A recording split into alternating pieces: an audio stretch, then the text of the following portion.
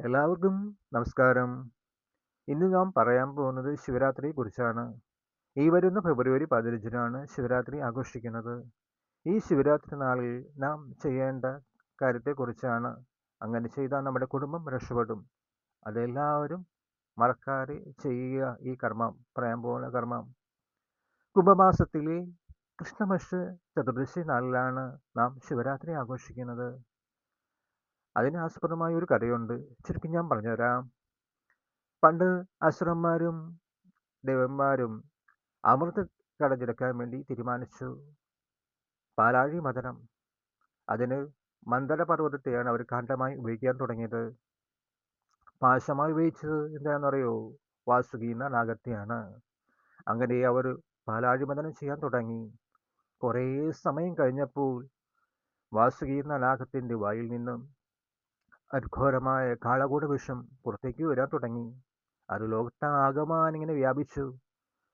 അതെല്ലാ ജീവജാലങ്ങളെയും ബാധിക്കുമെന്ന് മഹാദേവൻ മനസ്സിലാക്കി. ആ കാളകൂട വിഷമെന്ന കൊടുംവിഷം ഭഗവാൻ പാനം ചെയ്തു. ആ ദിവസമാണ് ശിവരാത്രി. ആ ഭഗവാൻ നമ്മുടെ ലോകരക്ഷാർത്ഥമായി കാളകൂട വിഷം പാനം ചെയ്തപ്പോൾ ആ വിഷം ഭഗവാനെ ബാധിക്കാതിരിക്കാൻ വേണ്ടി ആപാലവൃത്ത ജനങ്ങളും മഹർഷിമാരും ദേവന്മാരും അസുരന്മാരും എല്ലാവരും കൂടി വ്രതം നോറ്റ് ഭഗവാൻ രക്ഷിക്കുവാൻ പ്രാർത്ഥിച്ചു. അങ്ങനെ ആ വ്രതമാണ് ഇപ്പോഴും നാം തുടർന്നു വരുന്നത്. എല്ലാവരും ഈ വ്രതം നോറ്റ് ഭഗവാനെ പ്രാർത്ഥിക്കുക. നമ്മുടെ ആഗ്രഹങ്ങളെല്ലാം സഫലീകരിക്കും. എന്തു പറഞ്ഞാലും ആ പ്രാർത്ഥന നടക്കുക തന്നെ ചെയ്യും. ഈ ദിവസം വ്രതം നോറ്റ് പ്രാർത്ഥിക്കാൻ സാധിക്കാത്തവരാണെങ്കിൽ കുളിച്ച് ശുദ്ധിയായി കൂവളത്തില ഭഗവാന് സമർപ്പിക്കുക. നാട്ടുപുറങ്ങളിൽ കൂവള വൃക്ഷം ഉണ്ടാവും. ആ വൃക്ഷത്തിന്റെ ഇലകൾ പറിച്ച് വൃത്തിയായി കഴുകി ഭഗവാൻ സമർപ്പിക്കുകയാണ് ഏറ്റവും ഉത്തമം. അങ്ങനെ പറ്റാത്തവരുണ്ടെങ്കിൽ അമ്പലങ്ങളിൽ കൂവളം ഉണ്ടാവും. കൂവളവൃക്ഷം അല്ല, കൂവളത്തില ഉണ്ടാവും. ആ കൂവളത്തില ഭഗവാൻ സമർപ്പിച്ച് പ്രാർത്ഥിക്കുക. അപ്പോൾ പ്രാർത്ഥിക്കുമ്പോൾ ഒരു കാര്യം ശ്രദ്ധിക്കണം. നമ്മൾ അർപ്പിച്ചു കഴിഞ്ഞാൽ ആ പൂജ നടക്കുന്ന സമയത്ത് നടയുടെ മുമ്പിൽ നിന്ന് ഭഗവാൻ ഒരു മനഃശുദ്ധിയോടെ പ്രാർത്ഥിക്കുക. പൂർണ്ണ വിശ്വാസത്തോടെ പ്രാർത്ഥിക്കുക. ആ പ്രാർത്ഥന ഭഗവാൻ കേട്ടിരിക്കും. അതുപോലെ ഇളനീര് കൊണ്ട് അഭിഷേകം ചെയ്യുക.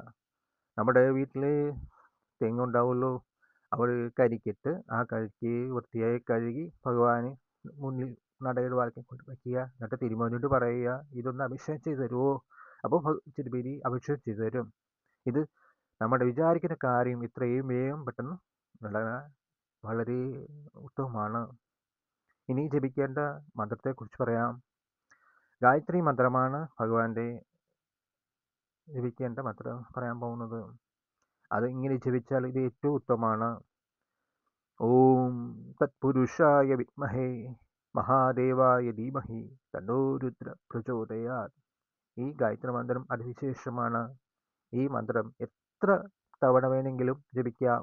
108 1008 അങ്ങനെ വേണ്ട, എത്ര തവണ വേണമെങ്കിലും നമുക്ക് ജപിക്കാം.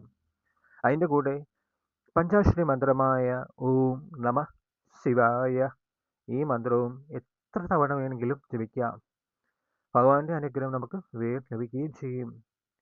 ഇത്രയൊക്കെ ചെയ്താൽ ശ്രീ മഹാദേവന്റെ അനുഗ്രഹത്തിൽ ഉറപ്പായി നമ്മുടെ കുടുംബം രക്ഷപ്പെടും. നമ്മുടെ വീട്ടിൽ എന്നും സന്തോഷവും ഐശ്വര്യവും സമ്പൽ സമൃദ്ധിയും ആരോഗ്യവും കുടുംബാംഗങ്ങൾ തമ്മിൽ എന്നും ഐക്യവും സന്തോഷമൊക്കെ എന്നും ഉണ്ടാവും. എല്ലാവരും പൂർണ്ണമായ വിശ്വാസത്തോടെ ചെയ്യുക. ഇത് 100% സത്യമുള്ള കാര്യമാണ്.